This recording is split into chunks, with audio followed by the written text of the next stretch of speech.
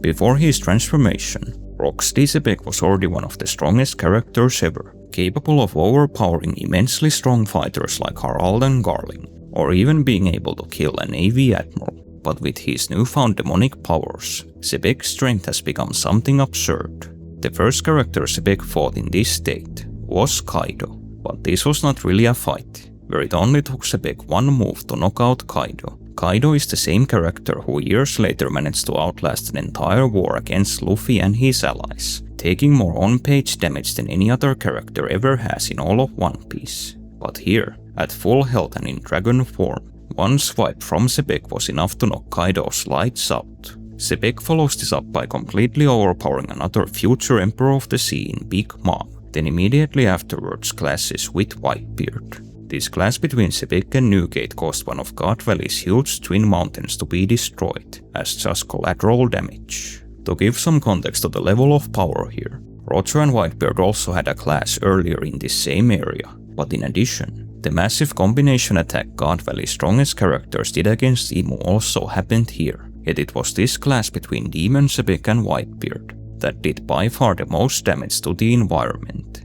I however think that all of this is just a taste of what Xebec is now capable of in his demon form, where God Valley's grand finale between Xebec, Roger and Garp should genuinely be the highest level of combat ever depicted in One Piece's 28 years of serialization. If you ask me, it was absolutely necessary for Roger and Garp to team up here to be able to stand up to Xebec, but what I also think is that this would still have been the case even years later, when the two were at the apex of their power, where at no point in either of their lives, neither Garp or Roger could ever beat this version of Xebec alone. Before this current flashback, I actually did not believe that Xebec was stronger than Roger. I was actually in the camp that believed that not only Roger, but also Whitebeard and Garp all eventually ended up surpassing Xebec. After reading these recent chapters though, I've changed my mind, where I honestly think that none of them ever reached Xebec's level of strength. My previous reasoning was mainly based on a single line of dialogue that was actually brought up in the very first chapter where Xebec was introduced, which was that Roger and Whitebeard both eventually gained higher bounties than Xebec. This was despite Xebec leading a much more powerful crew than either of them, and Xebec being the only one of the three that actually tried to usurp the world government. At the time, I also never believed that God Valley was just a story of Roger and Garp teaming up to fight Xebec, as we'd been told there were literally dozens of other characters participating in the event, and had no idea who ultimately fought whom. Still, time has revealed that I was actually completely wrong. The climax of God Valley ultimately is Xebec having to take on Roger and Garp at the same time, with no assistance from any of the other Rocks pirates. On top of this, of these three characters, it was actually Xebec who did the most fighting on God Valley before this final battle, where he was the one who arrived at the island first, and Xebec actually had a full fight with Garling and his group, while Roger and Garp only had a few scuffles. On paper, I think this means that Xebec was actually a lot further from 100% than either Garp or Roger when this final fight began. In hindsight, there are also a lot of good arguments why Roger and Whitebeard later got higher bounties than Xebec. Arguments that would not reflect that either of them actually surpassed Xebec's strength. Xebec should have received his final bounty at some point before the God Valley incident, but we now know that Xebec turning into a demon during the incident made him far stronger than he ever was as a human. Imu says that a character becoming a demon considerably increases their strength, but the characters who've had Tomireverse performed on them also attest to this, where Brokey said that he felt unstoppable after his transformation. You do not however need to take Brokey's word for this, as Xebec's own performance as a demon already surpasses any of his human feats. Another reason why Xebec's bounty was not the highest in history could also very honestly be due to inflation. This is now a real concept introduced to the story in the current arc, but considering the huge jump Dorian Brokey received after coming back to the world scene, it could well be that Xebec's bounty would also surpass Roger's if adjusted with inflation, as Roger was still active for 14 whole years after the God Valley incident.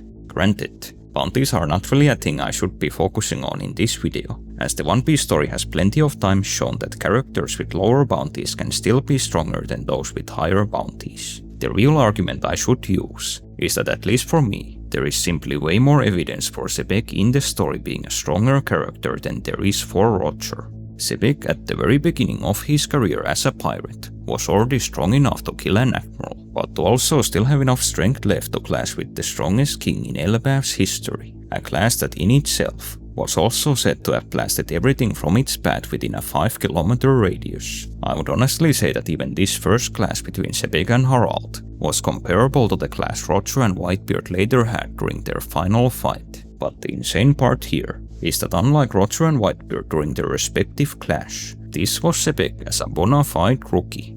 After his reverie incursion, Xebec spent the next 18 years of his life as a pirate. I'd however argue that during these 18 years, Xebec was probably the single most active pirate we know in the lore of One Piece. According to the narrator, Xebec recruited virtually all of the Rock's pirates by personally beating them in the Davy back games. On top of this, Xebec as a pirate essentially waged a full-scale war against the world government, where the Rock's pirates were called more of a terrorist group than a pirate crew. In other words, Xebec didn't just have 18 years to train, but he spent those years regularly fighting both the government and the strongest pirates of his generation. We get to hear the details of Xebec's warmongering in this flashback, where there is a record of all the ships and settlements the Rock's pirates attacked, but the narrator also alludes that Xebec's biggest stunts were also completely covered up by the world government. There is also an argument that 2 years before the God Valley incident, Xebec displayed the strongest Conqueror's Haki class we've seen to date in One Piece. The earlier class I brought up between Roger and Whitebeard shook an entire island, but Xebec's final clash with Harald seemingly did the same thing, only it was on Elbaf. Elbaf is the largest island we have ever seen in the One Piece world, where it absolutely dwarfs the island where Roger and Whitebeard had their last fight. Yet Xebec and Harald's fight still had the same effect of shaking the area and rattling the wildlife. The way I see it, Xebec's accomplishments as a human already match everything we know about Roger, but what's very interesting is that some characters in the story who knew both Roger and Xebec still seemingly view Roger as the stronger of the two. At the end of his fight with Luffy, Kaido uses Roger as an example of the absolute strongest character who did not have a devil fruit, even though this seemingly also applied to Xebec. When Montour has to come up with an example of the absolute strongest character possible, he also brings up Roger, even though Montour must have grown up hearing stories about Xebec from his family. When Bucky also talks about Whitebeard at the beginning of the story, he says that he, not Xebec, was the only one able to stand toe-to-toe with Roger, even though Bucky too should have heard stories about rocks from the Roger pirates. I however think there's a good reason for all of these quotes. Actually, I think there's 2 reasons. One very simple reason is that it would have been weird to bring up Xebec in these situations, as neither Luffy or the Bucky pirates would have had any idea who he even was. But I think an even better reason is that none of these characters actually knew how strong Xebec was at his peak. As strong as Xebec was as a human, all his power was seemingly magnified as a demon, and the full extent of his power was only truly personally experienced by Garp and Roger.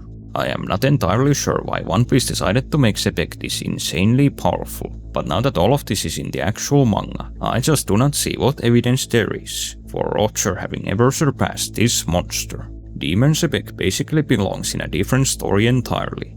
I even have a hard time believing that just Roger and Garp alone were enough to actually beat him on God Valley. It could even be that the two of them got more than a little assistance in this fight. From what little we've seen, Xebec is trying his best to fight back against Imu's control, where he's already given up getting out of this situation alive, and is asking Roger and Garp to kill him. I think it is very possible that Xebec is actually trying to hold his body back, just to allow Roger and Garp to finish him off. Just to speculate a bit further, it is also still not impossible that other characters came to help Roger and Garp in this fight. While most of the pirates at God Valley are by this point either beaten or fleeing, Whitebeard for example is still active, and he has already shown that he doesn't want to run. The way One Piece is currently handling Xebec actually reminds me of how Kaido was handled in Wano. Kaido back then was this ultimate boss character, far stronger than anyone else on the island, and the appeal of the story was in actually seeing what combination of factors had to happen for him to be finally taken down. It could essentially be the same at God Valley, where the good guys and Garp have to pull all the stops to defeat Xebec.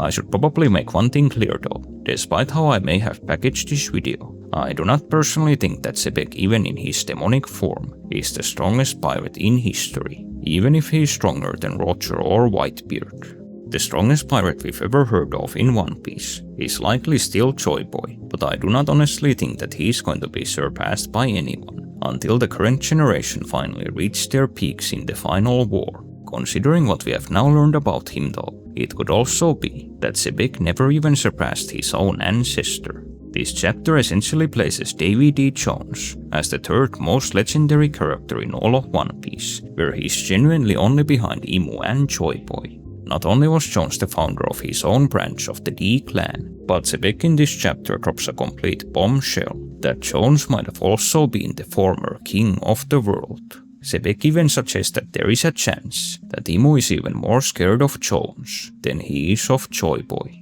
Even though Imu denies all of this, Xebec could actually be right. As he himself points out, Imu's actions speak louder than his words. Even though some of the greatest criminals in history are gathered at God Valley, Imu above everything else prioritizes the elimination of the Davy clan and just refers to the other pirates on the island as obstacles. What's also notable is that even though Imu sees the entire D clan as his enemies, Imu is actually fairly indifferent to most of them, where he even allows some D clan members to serve in the Marines. Yet when it comes to the Davy clan, Imu just wants to eradicate them at all cost. I think this is also all a reference to one of Imu's very first scenes back in the Reverie arc, where out of all the criminals in the world, the only one he treated the same as the current user of the Nika fruit was Blackbeard, the only confirmed living descendant of Davy Jones. Imu's obsession with Jones is also pretty evident in how he literally keeps referring to Xebec himself as a Davy, and in the previous chapter, he even literally called Xebec as Davy Jones. Once again, the only other character Imu has ever behaved this way towards is Luffy, whom Imu also thinks of as Joy Boy. All of this very heavily suggests that back when he was active, Davy Jones was a greater threat to Imu than even someone like Xebec, which is pretty crazy to imagine. This worked really well the last time, so I'll once again ask all of you who watched this video this far to subscribe. You might want to keep an eye on my channel the next 2 months, since November and December are the best months for ad revenue, but on top of this, the One Piece anime is going on another break in January, so now really is the best time for me to be uploading new content.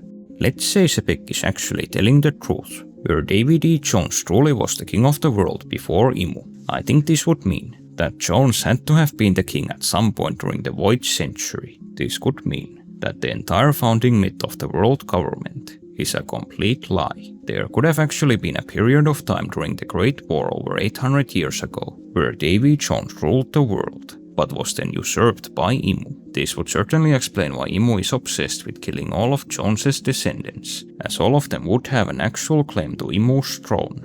Imu also keeps talking about Jones as if he was someone he personally knew. This makes me think that the two of them could have been actual allies at some point, where potentially the Void Century War was Imu and Jones fighting Joy Boy together. Some evidence that may support this is that we already know that other D-clan members like Lily also fought on the side of the allied forces. What's more, we know Imu is also not above cooperating with pirates, as evidenced by the warlord system, or by even some of the marines in the story literally being former pirates. Interestingly, Vegapunk's broadcast names Joy Boy as the leader of the Ancient Kingdoms faction in the Great War, but we never hear who led the allied forces. If Jones truly was Imu's predecessor, a crazy idea could be that it was actually him, not Imu, who was the faction's leader. I am kind of kicking myself over the videos I never got around to doing before this flashback. I have notes from years ago talking about Davy Jones, long before this current arc, but I guess I was too busy making videos about Luffy eating Chopper, or other topics I thought were more important. While I would still like to make my own video about Blackbeard ultimately becoming the king of the world at some point in the Final Saga, which is another idea I've had notes on for years. It really at this point is incredibly obvious to happen, where I'm fairly certain that basically everybody will have stopped believing that Imu is the final villain after this flashback. Mind you, none of this means that Imu won't still be an incredibly important character in the Final Saga. You can even click here to watch my last video about why Imu is more than likely currently the strongest character alive in One Piece. Even though the entire opening segment of this video was about how strong Xebec is, I honestly think that Imu is even stronger than him. This latest chapter also gave a lot of hints about Imu's true nature. Based on Xebec's words, Imu may very literally not even be human. Xebec is essentially revealed to know more lore than almost any other character in the story, besides those who know the truth of the world. Beyond all his knowledge about the Void Century, Joy Boy, and Davy Jones, Xebec also seems to possess information about Imu himself, where he says that Imu is not a human, but a beast. In Japanese, the word Imu uses here is kaibutsu, meaning monster, where this for example is the word the Japanese also uses for the monster trio. However, unlike with Luffy, Zoro and Sanji, I actually think Xebec is being literal here, where he draws a very clear line at not viewing Imu as a human. Eris later in the chapter also repeats Xebec's sentiment by calling Imu as a thing. I think this indicates that Xebec had actually told Eris all of his secrets about the world, which is actually really sweet, since it shows how much Xebec trusted her. I however have a question. How did Xebec actually learn all of his knowledge? While some of it may have been passed down along the Davy clan, I think the real answer was actually revealed at the very end of this chapter, where Xebec is seemingly able to communicate with Roger with just his thoughts. To me, this basically confirms that Xebec is able to hear the voice of all things.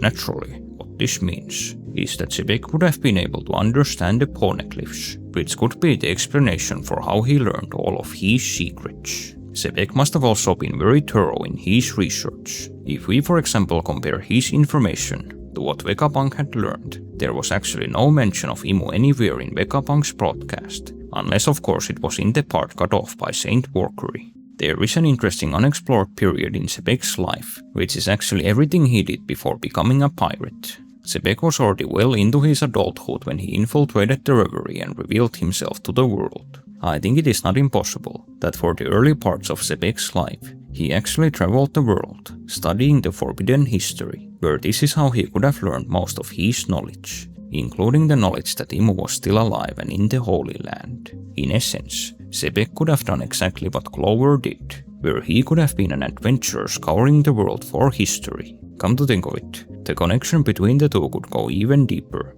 Based on the timeline, we know Clover sailed the seas in the same period when Xebec was still alive. As fellow D-clan members interested in the forbidden history, it is not impossible that the two may have crossed paths, or even cooperated in studying the history. Even without the Clover connection, this could be such a cool backstory to Xebec, since it could actually be connected to something we've known about Blackbeard for years, where in the SBS, it is noted that Teach himself is interested in history and archaeology. Like father like son, I suppose. There's also another thing that I think Teach clearly inherited from his dad, which is his patience. Just like how Xebec seemingly waited for who knows how many years before making his name known and becoming a pirate, Teach also spent over 20 years on Whitebeard's ship before finally getting the Yami Yami no Mi and setting his plan in motion. But what I find very interesting is that both Xebec and Teach were perfectly at ease with waiting. There's at this point so many scenes of the two of them just kicking back and enjoying life while waiting for their plans to come to fruition instead of stressing about it, which I actually think is pretty commendable. I already mentioned it before, but at this point, Blackbeard taking Imu's throne in the Final Saga is basically just guaranteed to happen. The way Xebec talked about someone someday coming back to fulfill Davy Jones's promise, and the manga showing a panel of Teach being carried away, is pretty much beat for beat how Whitebeard's last words were juxtaposed with Luffy at the end of Marineford. It is a bit surprising that Blackbeard is all of these years later getting his own messianic treatment, when Whitebeard back in Marineford literally said that he was the last person Roger was waiting for. But I guess Whitebeard wasn't wrong. Teach was clearly never meant to be the next Joy Boy, yet he clearly is the man Jones and Xebec had been waiting for. Or is he?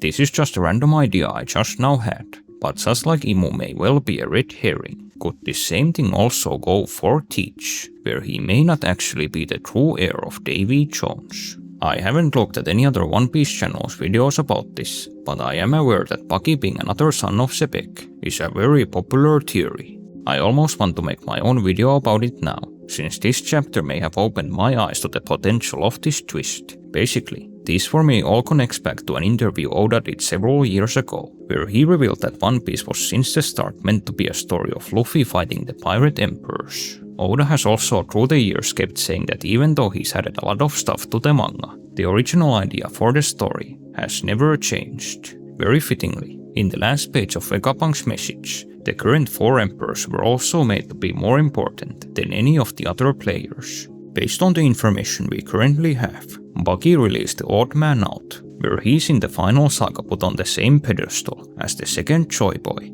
the Child of Destiny, and the supposed heir of Davy Jones. If these 4 emperors are really meant to be the most important players in the final war, at this point, it genuinely could be that just like the other 3, Buggy too has his own immense destiny to fulfill.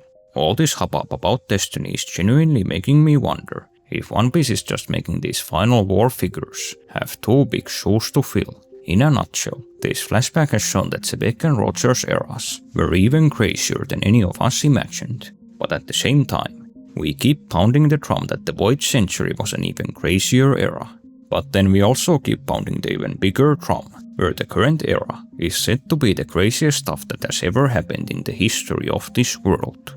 I recently read about this thing called Manuka honey, which apparently allows your body to heal and to avoid illnesses better than almost anything else on the market. I think that Shueisha should pretty much just start force-feeding this stuff to Oda, so that he can crank this manga up to 3000 chapters, since I really don't think the final war can be done with anything less. Setting aside what may happen in the future of the story, and just focusing on what we already have, if you ask me, Xebec has at this point pretty unquestionably become the most badass character in all of One Piece. The story has no shortage of characters who've risen up against the man, but absolutely no one has taken it as far as Xebec, where gathering the 4 road poneglyphs and finding Laughdale honestly seems like a cakewalk compared to what he's done. Xebec has essentially submitted his own pirate generation and made most of them lick his boots. He's also pretty much gotten furthest in combating the world government of the entire cast, where the Rocks pirates were clearly a far bigger menace to the government than any of the future emperors of the sea or even the revolutionary army. Yet at the same time, and this really just makes this character the coolest, Xebec was willing to throw all of his years of work away just to rescue his loved ones. And in the latest chapter, he's even willing to implore his rivals to actually kill him now that he's no longer himself. I kind of doubt that Roger or Garp is going to kill Xebec though. One Piece has this strange rule, where characters who are too likable are not really allowed to kill people on the page. We know that Roger has killed people during his life, but just like for example with Zoro, this is never actually shown, nor do I think it ever will. I think what is more likely is that Xebec will break away enough from Imu's control to die as himself. Maybe he will do the classic One Piece suicide run and do something like legitimately damage Imu before going out, which I suppose could be a good way for the story setting us up for immediately shifting to Luffy vs Imu after this flashback is done. I just personally hope that Xebec gets a genuinely great death scene, since he really is such a wonderful character. I think the last time a new One Piece character captured my imagination this much was during Whole Cake Island with Katakuri, and it's really great to see that the manga after all these years is still able to deliver and exceed all expectations, even with a character with as much build-up as Xebec. Here is one more idea I have about how Rocks could finally go out. Since Xebec in this chapter revealed that he actually knows about Joy Boy, maybe, just maybe, Xebec could die the same way as Roger and Whitebeard, by telling all the onlookers about Joy Boy's treasure.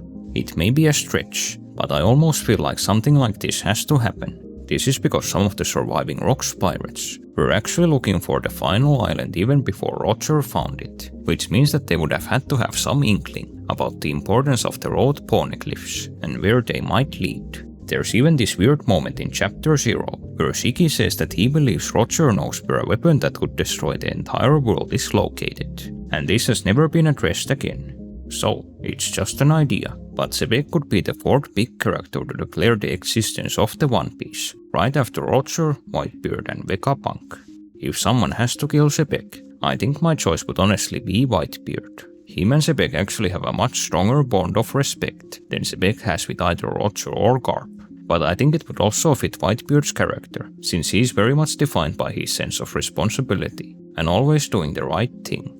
I know I earlier said that likable characters in One Piece don't get on-page kills, but it did kind of happen once, with Law killing Virgo. Even though we didn't literally see it, it's still the closest exception in this story, and I suppose something similar could happen with Xebec and Whitebeard. Kind of weird that the one exception to this rule is Law of all characters, since he literally said in Wano that killing people goes against his ideals as a doctor. This even went to a point where Law thought that his revenge to Doflamingo was satisfied after Dressrosa, even though Dofi was still very much alive. Maybe this means that Law really did hate Virgo even more than he did Dofi, which may sound weird, but I suppose Virgo really represented the singular point in Law's life that led to him losing Korra.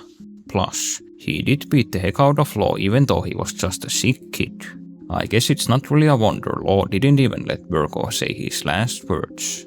I mentioned this a few weeks ago, but Whitebeard keeps getting these sneaky scenes, where the story at first focuses on everyone else, but then Newgate gets a moment that shows that he's every bit as much of a Chad as Xebec, Garp or Roger.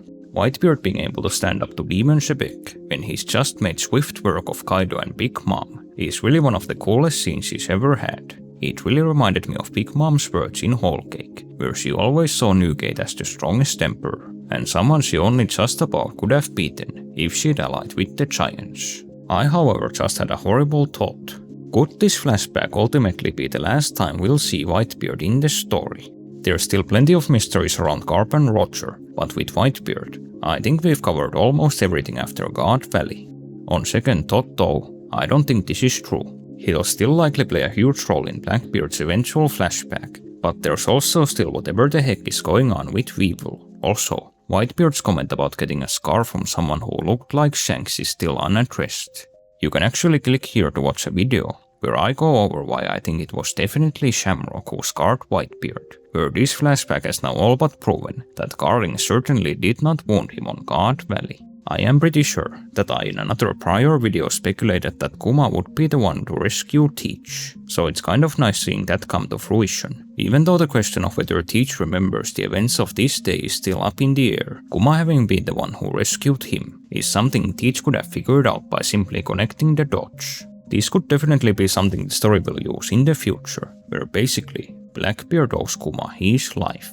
Eris not dying on God Valley is incredibly surprising, but also very sad. It really means that the tragedies in Teach's life just kept on piling even after the God Valley incident, even after losing his dad, his clan, and his ancestral island, plus becoming a fugitive. Teach also shortly thereafter apparently also lost his mom. The darkest thing One Piece could do is that it was actually one of Teach's alternate personalities who killed Eris, which would be nuts, but I honestly don't think it would be anything the story wouldn't do. Just to plug another video, you can also click here to watch a full breakdown of this idea, and why I at least think the best bet for Blackbeard's condition, and why he is able to eat multiple devil fruits, is that he is a buccaneer with multiple souls. The real tragedy to Teach up of everything else in his life was probably losing Eris. She in this chapter shows that she's really dedicated to both him and Xebec, and had she lived, she could well have raised Teach into a good man. Xebec is clearly a more stand-up guy than Teach, but this could just be due to circumstance, where Teach losing his parents at a young age was the likely trigger that turned him malicious. I guess it still isn't however confirmed that Eris died, where Teach could have just been lying when he presented himself to Whitebeard as an orphan, but I honestly think she did die shortly after God Valley, since there is still that image of Teach having been a very sad child even before joining the Whitebeard pirates, which rather goes against the idea of him having had a loving mother like Eris present in his life. What Garp and Roger are doing here at the end, by remaining behind to fight Xebec, is basically what Garp years later said when talking about Roger, where Roger apparently would never flee if he thought it meant the enemy could go after his friends. It however turns out that Garp is exactly like Roger in this regard, where he's doing the exact same thing as him in this chapter. Come to think of it, Whitebeard also did this at the end of Marineford. Since Whitebeard however doesn't have any followers yet on God Valley, I genuinely have no idea what he'll do in this situation, though my best bet is that he will follow the pirate code and try to do right by Xebec.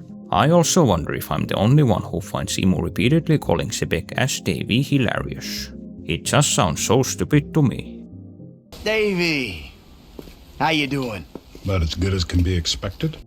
I like my previous video's idea that Imo on God Valley is basically a hologram form, which explains why he has Davy here while he's fighting for him. We know that Imo certainly doesn't mind getting his own hands dirty, as he has himself shown by his fight scenes in the Final Saga. But I also think there still has to be a reason why he chose to possess Saturn, instead of just coming to God Valley with a magic circle. I have one more thing to say about this chapter, which is Shiki escaping the island with some treasure. I don't have any ideas what this treasure could be, but this just made me think of how many what-if scenarios could be written about this, where it really was just pure luck that Shanks ended up in the chest taken by the Roger pirates. With a small twist of fate, Shanks could very well have been taken by Shiki, or any of the other characters who ran away with the loot from the island. If any of you are thinking of making these videos though, just please, for the love of God, do not make one about Shanks being taken by Strauchen. I don't know why this video got so long, but since you've made it this far, definitely click here to check the video I mentioned earlier about what I think is truly going on with Blackbeard's body, because this chapter really gave so much evidence to the idea of Teach becoming a more important villain than even Imo in the Final Saga. Big ups to all my members for their plunder. Thank you to everyone who watched this video to the end, I really appreciate it.